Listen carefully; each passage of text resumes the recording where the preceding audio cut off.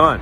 Kelsey is not done. She will be back tomorrow for another day of testimony. In fact, the opening direct examination by the prosecution of Kelsey started in the morning. It's still not finished. It's going to continue to tomorrow, and then we'll get cross-examination. Let me catch you up on what happened.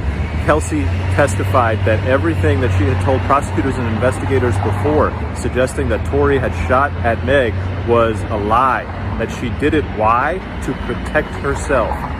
Why was she protecting herself? She didn't want to incriminate herself. And then there was this back and forth exchange that just kept going on. They were saying the same thing to each other. I don't know why the judge allowed it. The prosecutor's like, why? She's like, to protect myself. Why? To protect yourself from what? And she just kept saying, to protect myself. Finally, they moved on. Prosecutor's story basically comes down to this. They're introducing evidence that Kelsey seems to deny, but then doesn't seem to deny, as far as Tori making offers to say, hey, I'll give you this money when they're in the car and the police are coming up behind them and there's a helicopter overhead. Tori's like, yeah, I'll give you $1 million. Don't say anything.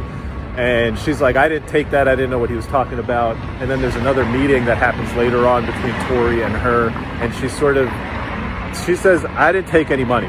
But she, at the same time, doesn't deny that offers were made. The other part that prosecutors are using and hanging their hat on are messages after the shooting where Kelsey is communicating with other people, including a key text message where Kelsey says, Tori shot Meg. That was sent to Meg's security guard. For the cross-examination, what I'm looking and expecting for the defense to do is basically pin Kelsey as the shooter. They're going to start with the gunshot residue. They're going to say she's got gunshot residue on her. And then they're going to start pointing out to all, and there are so many, I don't even think you can cover them all, of the inconsistencies in the stories between Meg and Kelsey. One of the biggest inconsistencies that I can't make any sense of is Meg says that she was out of the car alone.